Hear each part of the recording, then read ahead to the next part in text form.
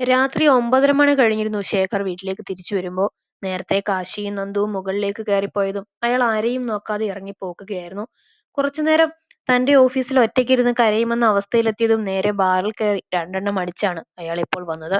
മുറിയിലേക്ക് കയറിയതും ചെരിഞ്ഞു കിടക്കുന്ന രേവതിയെ കാണെ ശേഖർ അവർക്ക് മുന്നിലുള്ള സോഫയിലിരുന്നു. ചെറുതായി ഉറക്കത്തിലേക്ക് ആഴ്ന്നുപോയ രേവതി ഭർത്താവ് വന്നതറിഞ്ഞതും ഞെട്ടി എഴുന്നേറ്റു.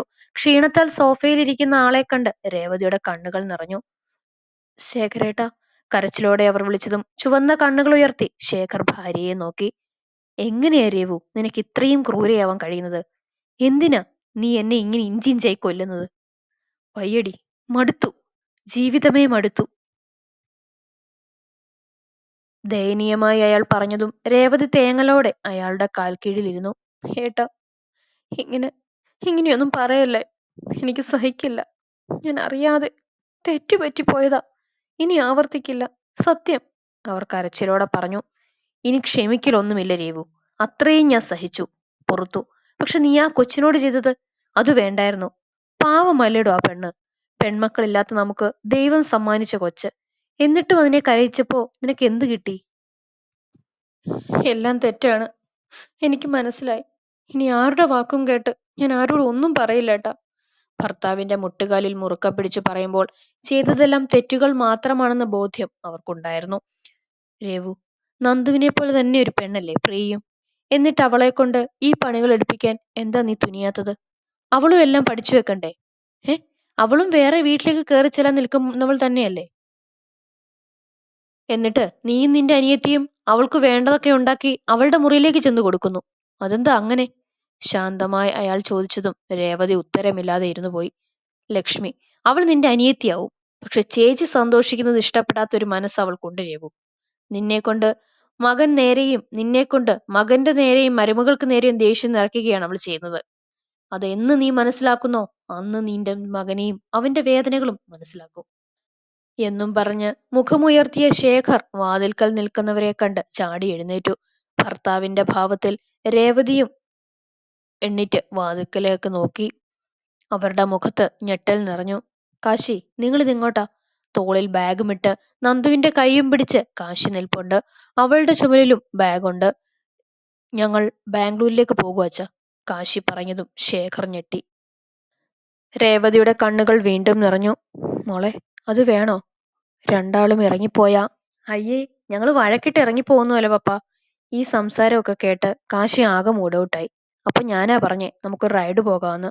പിന്നെ ബാംഗ്ലൂരിലേക്ക് പോകാൻ തീരുമാനിച്ചു. അവിടെയാകുമ്പോ ഇവൻ ഫ്ലാറ്റ് ഉണ്ടല്ലോ, താമസം പ്രശ്നമല്ല. നേരത്തെ ചിരിയോടെ തന്നെയാണ് നന്ദു പറഞ്ഞത്. പക്ഷെ കാശി, ഇത് ആദ്യമായൊന്നും അല്ലല്ലോ അച്ഛാ. പണ്ടും അമ്മയുടെ വായിലുള്ളത് കേട്ട ഒന്നും മിണ്ടാതെ ഇവിടുന്ന് ഇറങ്ങിപ്പോയിട്ടുണ്ട്. അന്നൊക്കെ കുറച്ച് മനസമാധാനം മാത്രമേ ആഗ്രഹിച്ചിട്ടുള്ളൂ. ഇപ്പോഴും അത് തന്നെ ആഗ്രഹിക്കുന്നത്. പക്ഷേ പഴയതുപോലെ ഒറ്റയ്ക്ക് ഇറങ്ങാൻ കഴിയില്ലെന്ന് മാത്രം. ശാന്തമായി കാശി പറഞ്ഞു. രേവതി അവനെ തന്നെ വേദനയോടെ നോക്കി നിന്നു. ആദ്യമായി മകനോട് വല്ലാത്ത വാത്സല്യം തോന്നി അവർക്ക്. എല്ലാം ഓക്കെയായെന്ന് അമ്മ സ്വയം ചിന്തിക്കാൻ എന്നു തുടങ്ങുന്നോ അന്ന് ഞങ്ങൾ വരാം. എന്നാ ശരി. രേവതി ഒന്ന് നോക്കി കാശി തിരിഞ്ഞു നടന്നു. കാശി, ഈ രാത്രി യാത്ര വേണോ? ഡ്രൈവ് ചെയ്യാൻ രാത്രിയാച്ച ബെസ്റ്റ്. ട്രാഫിക് ഒന്നും ഉണ്ടാവില്ല. കാശിയും നന്ദുവും ഹാളിലേക്ക് വരുമ്പോൾ അവിടെ ലക്ഷ്മി നിൽപ്പുണ്ട്. അച്ഛന്റെ വീടായതിനാൽ ഇറക്കിവിടാൻ എനിക്ക് അധികാരമില്ല. പക്ഷേ ചേച്ചിയുടെ നല്ലതാണ് അനിയത്തി ആഗ്രഹിക്കുന്നതെങ്കിൽ ഇവിടുന്ന് മാറുന്നതാവും എല്ലാവർക്കും നല്ലത്. കാശി പറഞ്ഞതും ലക്ഷ്മി മുഖത്തേക്ക് അടി കിട്ടിയതുപോലെ വിളറിപ്പോയി. അമ്മ, പപ്പ, പോയി വരാം.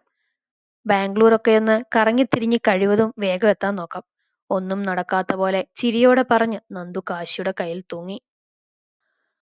പോർച്ചിൽ നിന്ന് ബുള്ളറ്റ് ഇറക്കി ഒരു ബാഗ് ബൈക്കിന് സൈഡിൽ കയറ്റി വെച്ചവൻ. എന്നാ പോയാലോ? കാശി ചിരിയോടെ തിരിഞ്ഞ് നന്ദുവിനെ നോക്കിയതും അവളുടെ മുഖത്ത് നിലാവിന്റെ തിളക്കമാണ്. ഇന്നെന്തായാലും ഇങ്ങനൊരു പ്രശ്നം ഉണ്ടായത് നന്നായി കാശി, നമുക്ക് ഗോളടിച്ചു, കള്ളച്ചിരിയോടെ പറഞ്ഞ് അവന്റെ പുറകിൽ കയറുമ്പോൾ അവൻ ചിരിച്ചു. അല്ലെങ്കിൽ ഈ അടുത്തൊന്നും ബാംഗ്ലൂരിലേക്ക് ഇല്ലെന്ന് കരുതിയതാ ഞാൻ. എന്തായാലും ഇങ്ങനെയൊക്കെ ആയില്ലേ. ഇനി നിനക്ക് എവിടെയൊക്കെയോ പോകണമെന്ന് പറഞ്ഞില്ലേ, അതൊക്കെ സെറ്റാക്കി തിരിച്ചൊരു വരവ് മതി. പറഞ്ഞുകൊണ്ട് തന്നെ കിക്കറിട്ടു കാശി. വലിയ ശബ്ദത്തിൽ ബുള്ളറ്റ് സ്റ്റാർട്ടായതും നന്ദു സിറ്റൗട്ടിൽ നിൽക്കുന്നവരെ നോക്കി കൈവീശി. ശേഖർ മാത്രമാണ് തിരിച്ചു കൈവീശിയത്. രേവതി ഒരുതരം നിർവകാരതയോടെ നിൽക്കുകയായിരുന്നു. ആ മുറ്റം വിട്ട് കാശിയുടെ ബുള്ളറ്റ് റോഡിലേക്ക് ഇറങ്ങിയതും നന്ദു അവനെ കെട്ടിപ്പിടിച്ച് അവന്റെ കഴുത്തിൽ അമർത്തി മുത്തി. വീണ്ടും പുതിയ തലങ്ങളിലേക്കുള്ള ജീവിതയാത്രയായിരുന്നു അത്. കാശി ആഗ്രഹിച്ചതുപോലെ അവനും അവന്റെ ഭൂമിയും മാത്രമായുള്ള ലോകത്തേക്ക് ഉള്ള യാത്ര. രാത്രിയിലെ ഭംഗി നിറഞ്ഞ ആ യാത്ര നന്ദു നല്ലതുപോലെ ആസ്വദിക്കുകയായിരുന്നു. ഇന്ന് നടന്ന കാര്യങ്ങളൊന്നും അവളുടെ മനസ്സിലില്ലെന്ന് തോന്നി കാശിക്ക്. തന്റെ സന്തോഷം അവളുടെ ചിരിയിലാണെന്ന് കാശിക്ക് വീണ്ടും ഉറപ്പാവുകയായിരുന്നു. ഇടയിൽ തട്ടുകടയിൽ നിർത്തി ചൂട് പൊറോട്ടയും ബീഫ് റോസ്റ്റും കട്ടനും കഴിച്ച് വീണ്ടും യാത്ര തുടർന്നു. നഗരങ്ങൾ ഉറങ്ങിക്കിടക്കുന്ന കാഴ്ചയും നിശബ്ദമായ വഴിയോരങ്ങളും അവളിൽ കൗതുകം കൂട്ടി. തണുത്തു വിറപ്പിക്കുന്ന കാറ്റിൽ നിന്ന് രക്ഷ നേടാൻ എന്നോണം കാശിയുടെ ചൂടിലേക്ക് ഒതുങ്ങിക്കിടന്ന പെണ്ണ് എപ്പോഴോ ഉറങ്ങിപ്പോയത് കാശി അറിഞ്ഞു. പിന്നീടങ്ങോട്ട് സ്പീഡിലാണെങ്കിലും അവളിൽ ഒരു ശ്രദ്ധ നൽകിയാണ് അവൻ വണ്ടി ഓടിച്ചത്. ഇത്രയും വർഷത്തെ യാത്രയിൽ ഏറ്റവും മനോഹരമായ യാത്ര അത് ഈ യാത്രയാണെന്ന് അവന് തോന്നിപ്പോയി. അത്രയ്ക്കും മനസ്സിൽ സന്തോഷം നിറയുന്നുണ്ട്. വെറുതെ ഒരാഹ്ലാദം പൊതിയുന്നു. ആ രാത്രി കാശിയിൽ നിറഞ്ഞു നിന്നത് നിറഞ്ഞ ചിരി തന്നെയാണ്. അവന്റെ ഭൂമി അവനായി സമ്മാനിച്ച പ്രണയത്തിന്റെ പുഞ്ചിരി. തിരിഞ്ഞുകിടക്കാൻ ശ്രമിക്കുമ്പോഴാണ് തന്റെ മുകളിലായി ഒരു ഭാരം നന്ദു അറിഞ്ഞത്. കണ്ണുകൾ ചിമ്മിയടച്ച് മുഖമമർത്തി തുടച്ചവൾ കണ്ണുകൾ തുറന്നതും ആദ്യമൊന്ന് ഞെട്ടിപ്പോയി. ദേവി, ഇതേത് സ്ഥലം? പകപ്പോടെ നോക്കുമ്പോൾ ഷർട്ട് പോലും ഇടാതെ തന്റെ മാറിൽ ഉറങ്ങുന്നവനെ കാണെ തങ്ങൾ ബാംഗ്ലൂരിലെത്തിയെന്ന് അവൾക്ക് മനസ്സിലായി. കാരണം ആ മുറിയിൽ സൈഡിലായി 2 ബാഗും വെച്ചിട്ടുണ്ട്. തന്റെ ജാക്കറ്റും കാശിയുടെ ഷർട്ടും ഒക്കെ താഴെ കിടപ്പുണ്ട്. പക്ഷേ ഇതൊക്കെ എപ്പോ? താൻ അറിഞ്ഞില്ലല്ലോ. നന്ദു ചുണ്ടു കൂർപ്പിച്ച് കാര്യമായി ആലോചിച്ചു നോക്കി. പക്ഷെ ഒന്നും ഓർമ്മയില്ല. അല്ലെങ്കിൽ ഉറക്കത്തിൽ ആന കുത്തിയാലും തനിക്കറിയില്ലല്ലോ. നന്ദു കാശിയുടെ നെറ്റിയിൽ നേർമയായി മുത്തി. പിന്നെ എണ്ണീക്കാൻ മനസ്സില്ലാത്തതുപോലെ അവനെ മുറുക്കെ കെട്ടിപ്പിടിച്ച് വീണ്ടും കണ്ണുകൾ അടച്ചു കടന്നു. അധികം വൈകാതെ തന്നെ അവൾ ഉറക്കം പിടിച്ചു. നന്ദുവിന്റെ ഉറക്കം വിട്ടുമാറിയതും അവൾ മുഖമമർത്തി തുടച്ചുകൊണ്ട് കണ്ണുകൾ വലിച്ചു തുറന്നു. മുന്നിൽ കണ്ട കാഴ്ചയിൽ അവളുടെ ചുണ്ടുകൾ വിരിഞ്ഞു. കമിഴ്ന്ന് കിടന്ന് തന്നെ നോക്കി അങ്ങനെ കിടക്കുന്ന കാശി. രണ്ടും 2 സൈഡിലായിട്ടാണ് കമിഴ്ന്ന് കിടപ്പ്. നന്ദു അവന് നേരെ കൈ നീട്ടിയതും കാശി ആ വിരലുകളെ കോർത്തു പിടിച്ചു. എപ്പോഴാ എണ്ണീറ്റേ? നന്ദു തിരക്കി. കുറച്ചു മുന്നേ. നല്ലപോലെ ഉറങ്ങിയോ? സമയം എന്നെ കാണും കാശി. എനിക്ക് എണ്ണിക്കാനേ തോന്നുന്നില്ല. എന്ത് തണുപ്പായി മുറി. നല്ല സുഖമുണ്ട് ഇവിടെ കിടക്കാൻ. ഒന്നുകൂടി ചുരുണ്ടുകൂടി അവൾ കിടന്നതും കാശി ചിരിച്ചു. സമയം 3 മണി കഴിഞ്ഞിട്ടുണ്ട്. ഇപ്പൊ എണ്ണീറ്റ വൈകിട്ടത്തെ ചായയെങ്കിലും കുടിക്കാം. യോ, 3 മണിയൊക്കെ ആയോ? ഇതൊക്കെ എപ്പോ? അവൾ ഞെട്ടലോടെ ചോദിച്ചതും കാശി മുഖത്തേക്ക് വീണ മുടി ഒതുക്കി വെച്ച് എഴുന്നേറ്റു. ഇത് ബാംഗ്ലൂരിന്റെ സ്പെഷ്യലാണ് ഭൂമി. കണ്ണടച്ചു തുറക്കുമ്പോ സമയം പോവും. കാശി പറഞ്ഞതും നന്ദു മടിയോടെ എണ്ണീറ്റ് അവന്റെ നഗ്നമായ തോളിൽ മുഖം വെച്ചിരുന്നു. നമുക്ക് ഫുഡ് ഓർഡർ ചെയ്തിട്ട് പോയി ഫ്രഷ് ആയാലോ? കുളിയൊക്കെ കഴിയുമ്പോ ഫുഡ് എത്തും. അവൻ പറഞ്ഞതും അവൾ മടിയോടെ മൂളി. വെള്ളമൊക്കെ വരുന്നുണ്ടോ എന്ന് നോക്കണം. ഒരുപാടായില്ലേ താമസം ഇല്ലാത്തത്? ആകെ അലമ്പായിരിക്കും മൊത്തം. അത് കുഴപ്പമില്ല, നമുക്ക് വൃത്തിയാക്കാം. നന്ദു പറഞ്ഞതും അവളുടെ കവിളിൽ അമർത്തിക്കടിച്ച് കാശി എണ്ണീറ്റു. നന്ദു കവിള് തടവി അവനെ നോക്കിയതും അവൻ ഇളിയോടെ ബാത്റൂമിലേക്ക് കയറി. വെള്ളമുണ്ട് ഭൂമി. ഇടാനുള്ള ഡ്രസ്സും തോർത്തെടുത്തു പോര്. ഒരുമിച്ച് കുളിക്കാം. ബാത്റൂമിൽ നിന്ന് കാശി പറഞ്ഞതും നന്ദു ചുണ്ടു കൂർപ്പിച്ച് കുറച്ചുനേരം ബെഡിലിരുന്നു. എണ്ണിക്കാൻ പോലും മടി തോന്നി അവൾക്ക്. ഭൂമി, വരുവോ കാശി? വേഗം തന്നെ തോർത്തുമെടുത്ത് ബാത്റൂമിലേക്ക് ഓടി. കുസൃതികളും പ്രണയ നിമിഷങ്ങളും നിറഞ്ഞ നീണ്ട കുളിക്ക് ശേഷം രണ്ടും ബാത്റൂമിൽ നിന്ന് ഇറങ്ങുമ്പോൾ മുറിയാകെ ഇരുട്ട് മൂടിയിരുന്നു. നോക്ക് നോക്ക്, സമയം നോക്ക്. ഞാൻ അപ്പോഴേ പറഞ്ഞതാ ഒരുപാട് വൈകിയെന്ന്. എന്നിട്ടിപ്പോ അവന്റെ ഇളി. ഇളിച്ചു നിൽക്കുന്നവന്റെ ഇടുപ്പിൽ നന്നായി നുള്ളി നോവിച്ചതും കാശി അവളുടെ ചുറ്റിയ തോർത്തിൽ പിടിച്ചു. നന്ദു പകപ്പോടെ അവനെ നോക്കി. അയ്യോ, വലിക്കല്ല കാശി, പ്ലീസ്, അവൾ വെപ്രാളത്തോടെ പറഞ്ഞതും അവൻ പിടി വിട്ടുമാറി നിന്നു. അകത്തു നടന്നതിന്റെ ക്ഷീണം തന്നെ അവളിൽ വിട്ടുമാറിയിട്ടില്ലെന്ന് അവന് തോന്നി. നന്ദു വേഗം തന്നെ ബാഗിൽ നിന്ന് ടീഷർട്ടും ഒരു ഷോർട്സും എടുത്തിട്ടു. കാശിയും ഒരു ഷോർട്സ് ആയിരുന്നു. ഫോൺ എടുത്ത് കാശി ഫുഡ് ഓർഡർ ചെയ്യുമ്പോൾ നന്ദു ശേഖരനും താരയ്ക്കും വിളിച്ച് എത്തിയ കാര്യങ്ങളൊക്കെ അറിയിച്ചു. ഡി, ഫ്ലാറ്റ് കാണണ്ടേ? ബെഡിൽ കാലും നീട്ടിയിരിക്കുന്നവളുടെ കാലിൽ പിടിച്ചു വലിച്ചവൻ ചോദിച്ചതും നന്ദു അവനെ കൂർപ്പിച്ചു നോക്കി. അവൾ മനുവിനോട് സംസാരമാണ്. വാ പെണ്ണേ. കാശി കൊഞ്ചലോടെ അവളുടെ കാലിൽ ഇക്കിളിയിട്ടു. നന്ദു ഇരുന്ന് പുളഞ്ഞുപോയി. മനുവേട്ടാ, ഞാൻ പിന്നെ വിളിക്കാവേ എന്നും പറഞ്ഞ് ഫോൺ സൈഡിലേക്ക് ഇട്ടവൾ കാശിയുടെ മേലേക്ക് ചാടി. ദുഷ്ട, ഏട്ടൻ അവിടെ കളിയാക്ക എന്നെ. അവന്റെ കഴുത്തിടുക്കിൽ അമർത്തി കടിച്ചവൾ പറഞ്ഞതും കാശി അവളുടെ ഇടുപ്പിൽ കൈമുറുക്കി കണ്ണിറുക്കി അടച്ചു. നന്ദു ചിരിയോടെ മുഖം മാറ്റി അവനെ നോക്കിയതും കാശി അവളെ എടുത്തുയർത്തി തോളിലിട്ട് മുറിയിൽ നിന്നിറങ്ങി. നന്ദു കുതറിയതും കാശി ഒന്നുകൂടി അവളെ ഒതുക്കി പിടിച്ചു. കാശി, അടങ്ങി നിക്ക് പെണ്ണെ, ഇല്ല താഴെ ഇടും ഞാൻ, അവൻ കടുപ്പത്തിൽ പറഞ്ഞതും നന്ദു നല്ല കുട്ടിയായി ചിരിയോടെ ഇരുന്നു. കാശി അവിടുത്തെ ലൈറ്റ്സ് ഒക്കെ ഇട്ട് അവളെയും കൊണ്ടുപോയി ഇരുത്തിയത് ഡൈനിങ് ടേബിളിലാണ്. നോക്ക്, ഹൗ ഈസ് യുവർ ഹോം? അവളുടെ തുടയിൽ തഴുകിയവൻ ചോദിച്ചതും നന്ദു ചുറ്റും നോക്കി. അവളുടെ കണ്ണുകൾ വിടർന്നു. മുന്നിൽ വലിയ ഹാളാണ്. അവിടെ സോഫ സെറ്റ് ഉണ്ട്. മുന്നിൽ ചുമരിൽ വലിയ ടിവിയും കുറച്ച് ഫ്ലവർ വൈസും. ഹാളിന്റെ ഇടത്തെ സൈഡിൽ 2 മുറിക്കുള്ള വാതിലാണ്. വലത്തെ സൈഡ് ബാൽക്കണിയും. ആ വലിയ ഹാളിൽ നിന്ന് ഡൈനിങ് ഏരിയ, പിന്നെ ഓപ്പൺ കിച്ചൺ. മൊത്തം ലൈറ്റ് ഗ്രീൻ തീമാണ് ഫ്ലാറ്റ്. അവിടെ ഇവിടെയായി ഫ്ലവേഴ്സും ചുമരിൽ ഡ്രാവിങ്സും ഒക്കെയുണ്ട്. ഇഷ്ടായി. മൊത്തം നോക്കിക്കണ്ട് അവൾ ചിരിയോടെ കാശിയെ നോക്കി. അവൻ കണ്ണു ചിമ്മി ചിരിച്ചു. കിച്ചണിൽ ഒന്നുമില്ലേ കാശി? ഒരു കോഫിക്കെങ്കിലും? നോ, ഞാനുണ്ടെങ്കിൽ തന്നെ എല്ലാം പുറത്തുനിന്നാ. കിച്ചണിലേക്ക് കയറാറേയില്ല. എപ്പോഴെങ്കിലും കോഫിയോ ചായയോ ഉണ്ടാക്കിയാലായി. പിന്നെ സൺഡേസിൽ ഐറ്റംസ് ആക്കി സ്പെഷ്യൽ വല്ലതും വെക്കും. അവളുടെ കാലുകൾക്കിടയിലേക്ക് കയറി നിന്ന് അവൻ പറഞ്ഞു. നന്ദു അവന്റെ തോളിലൂടെ കൈയിട്ടതും കാശി ചിരിച്ചു. നാളെ പുറത്തുപോയി വേണ്ടതൊക്കെ വാങ്ങിച്ചേക്കാം. ഇനി ഫുഡൊക്കെ നമുക്ക് തന്നെ ഉണ്ടാക്കാം അല്ലേ?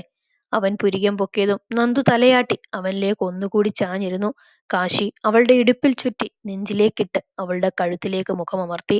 കഴുത്തിലൂടെ ചുണ്ടുകളാൽ ചിത്രം വരയ്ക്കുമ്പോൾ നന്ദു പുളഞ്ഞുകൊണ്ട് തല പുറകോട്ട് മലർത്തി. കാശി അവളുടെ തൊണ്ടയിലൂടെ നാവുകളിഴച്ച് താടിത്തുമ്പിൽ അമർത്തിമുത്തി. കാശി, നന്ദു അവന്റെ മുടിയിൽ പിടിച്ചു വലിച്ചതും കാശിയുടെ പല്ലുകൾ അവളുടെ താടിയിലാഴ്ന്നു. നോവിച്ചിടം വായിലാക്കി നുണഞ്ഞവൻ അവളുടെ ചുണ്ടിലേക്ക് വഴിയൊരുക്കുമ്പോൾ നന്ദു അവന്റെ ഇടുപ്പിലൂടെ കാൽ ചുറ്റിവെച്ചു. കീഴ്ചുണ്ടും മേൽചുണ്ടും മാറി മാറി നുണയുമ്പോൾ ആ ഹാളിലാകെ ചുണ്ടുകൾ ഒപ്പിവലിക്കുന്ന ശബ്ദം മാത്രം ഉയർന്നു കേട്ടു. കാശിയുടെ കൈകൾ അവളുടെ തുടയിലൂടെ ഇടുപ്പും കഴിഞ്ഞു മാറലായി മുറുകി. ആ നിമിഷം തന്നെയാണ് ഡോറ് ബെല്ലടിച്ചത്. നന്ദു ഞെട്ടലോടെ അവനെ പിടിച്ചു തള്ളി. കാശി കിതപ്പോടെ മുഖം അകറ്റി നോക്കിയതും അവൻ ചുണ്ടു തുടച്ചുകൊണ്ട് വേഗം അവനിൽ നിന്ന് മാറി താഴേക്കിറങ്ങി. കാശി ചിരിയോടെ അവളുടെ ഇടുപ്പിൽ നുള്ളി ഡോറ് തുറന്നു. ഫുഡ് ഡെലിവറി ആയിരുന്നു. അത് വാങ്ങി വാതിലടച്ചവൻ വരുമ്പോൾ നന്ദു അടുക്കളയിൽ പ്ലേറ്റൊക്കെ നോക്കി നിൽപ്പുണ്ട്. ഗ്ലാസ് കഴുകിയെടുത്തോ, പിസയാണ്, പ്ലേറ്റ് ഒന്നും വേണ്ട, കാശി പറഞ്ഞതും നന്ദു പെപ്സി കുടിക്കാൻ 2 ഗ്ലാസ് എടുത്തു. എല്ലാം വിളമ്പി രണ്ടാളും കഴിക്കാനിരുന്നു. ഇന്നിപ്പോ എവിടെയും പോണോ പെണ്ണേ, അതോ നാളെ മതിയോ? കഴിക്കുമ്പോ കാശി തിരക്കി. രാത്രി ടൗൺ ചുറ്റാൻ പോവാം കാശി, വേറെ എവിടെയും വേണ്ട, നന്ദു പറഞ്ഞതും കാശി തലയാട്ടി. വയറ് നിറച്ച് കഴിച്ച് രണ്ടും നേരെ ബാൽക്കണിയിലേക്ക് ഇറങ്ങി. അവിടെ സ്വിങ്ങും ബീൻ ബാഗും ഉണ്ട്. പോരാത്തതിന് നിറയെ ഒറിജിനൽ എന്ന് തോന്നിപ്പിക്കുന്ന പ്ലാസ്റ്റിക് ചെടികളും. അവിടെ നിന്നാൽ ഫ്ലാറ്റിന്റെ മുൻവശമാണ് കാണുന്നത്. നന്ദു അവിടെ ശ്രദ്ധിക്കുന്നത് തന്നെ അപ്പോഴാണ്. താഴെ പാർക്കും ചിൽഡ്രൻസും പ്ലേ ഗ്രൗണ്ടും ഉണ്ട്. മുന്നിൽ ഹൈവേ ആണ്. വിശ്രമമില്ലാതെ വണ്ടിയിൽ ഓടിപ്പായുന്നുണ്ട്. ഏകദേശം 14ാം നിലയിലായിരിക്കും അവർ. കാശി സ്വിങ്ങിലിരുന്നതും നന്ദു റൈലിങ്ങിൽ ചാരി നിന്നു. ഇവിടേക്ക് അടിപൊളിയാണല്ലോ കാശി, ഈ ഫ്ലാറ്റ് സ്വന്തമാണോ? സ്വന്തമായി വാങ്ങി. ഇതെങ്കിലും സ്വന്തമായി വേണമെന്ന് വാശിയായിരുന്നു.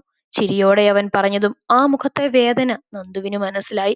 വേഗം തന്നെ അവന്റെ മടിയിലിരുന്ന് അവൾ ആ കഴുത്തിൽ മുഖം പൂഴ്ത്തി. കാശി അവളെ പൊതിഞ്ഞു പിടിച്ചു. കാശിക്ക് ഞാനില്ലേ? അവൾ കൊഞ്ചലോടെ ചോദിച്ചതും അവൻ ആ നെറ്റിയിൽ മുത്തി. നീയേ ഉള്ളൂ, അവൻ മന്ത്രിച്ചു. നന്ദു പറഞ്ഞതുപോലെ 8:30 മണിയാകുമ്പോൾ രണ്ടും റെഡിയായി ഇറങ്ങി. അതുവരെ രണ്ടാളും കൂടി ഫ്ലാറ്റൊക്കെ ഒന്ന് തുടച്ചു വൃത്തിയാക്കി മിനുക്കിയെടുത്തു. ചുമ്മാ ബൈക്കിൽ കാശിയോടൊപ്പം ടൗണിൽ ആകെ കറങ്ങുമ്പോൾ ആകാശത്തിലെ നിലാവിനെ പോലെ അവളുടെ മുഖം തിളങ്ങുന്നുണ്ടായിരുന്നു. അവസാനം സ്ട്രീറ്റ് ഫുഡ് പലതും ട്രൈ ചെയ്തു വയറ് നിറഞ്ഞതും നന്ദു പോകാമെന്ന് പറഞ്ഞ് ചിണുങ്ങാൻ തുടങ്ങി. 11 ആയിരുന്നു രണ്ടും ഫ്ലാറ്റിലെത്തുമ്പോൾ. മുറിയിലേക്ക് കയറി വാതിലടച്ച് നന്ദുവിനെയും പൊക്കിയെടുത്ത് കാശി ബെഡിലേക്ക് ഇട്ടതും അവളുടെ പൊട്ടിച്ചിരി ആ മുറിയാകെ ഉയർന്നു. വൈകാതെ അവ സീൽക്കാരമായി മാറിയിരുന്നു. കാശി പ്ലേറ്റ് ഒക്കെ കഴുകുന്നതും നോക്കി നന്ദു താടിക്കും കൈ കൊടുത്ത് സ്ലാബിലിരിക്കുകയാണ്. ഇങ്ങനെ എന്റെ ചോര ഒറ്റി കുടിക്കാതെ പോയി റെഡിയാവോ പെണ്ണെ, പുറത്തു പോണ്ടേ നമുക്ക്? അവൾക്ക് നേരെ വെള്ളം കുടഞ്ഞവൻ ചോദിച്ചതും നന്ദു കണ്ണ് ചിമ്മി. വെള്ളം കുടയല്ലേ കാശി, നനയും. മുഖത്തായ വെള്ളത്തുള്ളി തുടച്ചു മാറ്റി അവൾ ചുണ്ടു കൂർപ്പിച്ചു. നനയട്ടെ, ഒപ്പിത്തരാൻ ഞാനില്ലേ ഇവിടെ, അവൻ വശ്യമായി പറഞ്ഞു. നന്ദു അവനെ നോക്കി ചുണ്ടുകൊട്ടി സ്ലാബിൽ നിന്ന് ചാടി ഇറങ്ങി. ഒരു കിസ് തന്നിട്ട് പോടി. പോകാൻ നിന്നവൾ തിരിഞ്ഞ് അവനെ പുറകിലൂടെ പുണർന്ന് കഴുത്തിൽ അമർത്തി മുത്തി. കാശിയുടെ ചുണ്ടിൽ ചിരി തെളിഞ്ഞു. ഇനി പോവാലോ? പോയിക്കോ. പിന്നില്ലേ, വാങ്ങാനുള്ള സാധനങ്ങളുടെ ലിസ്റ്റ് വേണ്ടേ? വല്ലതും അറിയോ നിനക്ക്? എവിടുന്ന്? അവിടെ പോയി കണ്ടതൊക്കെ പൊക്കിയെടുക്കാം, അല്ലാതെ എനിക്കൊന്നും അറിയില്ല. അവന്റെ കവിളിൽ നുള്ളിയതും കാശി പുറകിൽ നിന്നവളെ വലിച്ച് മുന്നിലേക്ക് നിർത്തി. ബെസ്റ്റ് സാധനത്തെയാ ഞാൻ ഷോപ്പിങ്ങിന് കൂട്ടുന്നത്. ഡി, നീ അമ്മയോട് വിളിച്ച് പ്രധാനപ്പെട്ട കുറച്ച് സാധനം ലിസ്റ്റ് അയക്കാൻ പറ, ഇല്ലേ നമ്മൾ പെടും. അമ്മയോടോ? ഞാൻ ചോദിക്കില്ല കാശി, അമ്മ എന്നെ കളിയാക്കും. ഏട്ടന്മാരുടെ പറയേ വേണ്ട. അല്ല, നിനക്കറിയില്ലേ എന്തൊക്കെ വാങ്ങണമെന്ന്? വലിയ കുക്കല്ലേ? നന്ദു അവന്റെ മൂക്കിൽ പിടിച്ചു വലിച്ചുകൊണ്ട് പറഞ്ഞു. അത് വലിച്ചെടുക്കലേടി, എനിക്ക് ഇനിയും ആവശ്യമുള്ളതാണ്. കാശി കൈ പിടിച്ചു മാറ്റിയതും നന്ദു ഇളിയോടെ അവന്റെ കഴുത്തിലൂടെ കൈ ചുറ്റി. നീ ചോദിച്ചതിനെ ഞാൻ ചെറിയ കുക്കൊക്കെ തന്നെയാ. പക്ഷെ വെക്കാൻ പോകുന്ന ഐറ്റം നോക്കി അതിനു വേണ്ട സാധനം വേണ്ട അളവിലേ വാങ്ങാറുള്ളൂ. അല്ലാതെ വാങ്ങി സ്റ്റോർ റൂമിൽ വെക്കുന്ന ശീലമൊന്നും എനിക്കില്ല. ഈ പിശുക്കൻ, ഇങ്ങനെ പിശുക്കല്ലേ കാശിനാഥ? ഒന്നിലെങ്കിലും ബിസിനസ്സുകാരൻ അച്ഛന്റെ മകനില്ലയോ? നന്ദു കളിയാക്കിയതും കാശി അവളുടെ മാറിൽ കൈകൾ മുറുക്കി. നന്ദു അവനെ കണ്ണും മിഴിച്ചു നോക്കി. ഡി, ഇനി എന്നെ കളിയാക്കിയാൽ എന്നും പറഞ്ഞ് അവൻ അവളുടെ കാതിൽ രഹസ്യം പറഞ്ഞതും നന്ദു ഞെട്ടിപ്പോയി.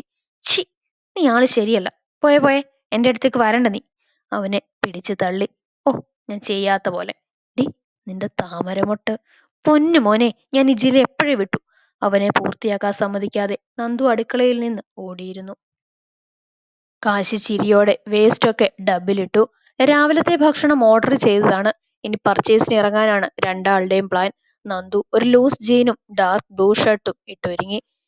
നീ ഓർമ്മ വരുന്നൊക്കെ ഒരു ലിസ്റ്റാക്കി വാട്സപ്പിൽ എനിക്ക് സെൻഡ് ആക്ക്, അല്ലെങ്കിൽ അവിടെ പോയി വാങ്ങാൻ മറക്കും.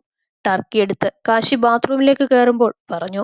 നന്ദു തലയാട്ടി ഫോണുമായി ഹാളിലേക്ക് ഇറങ്ങി.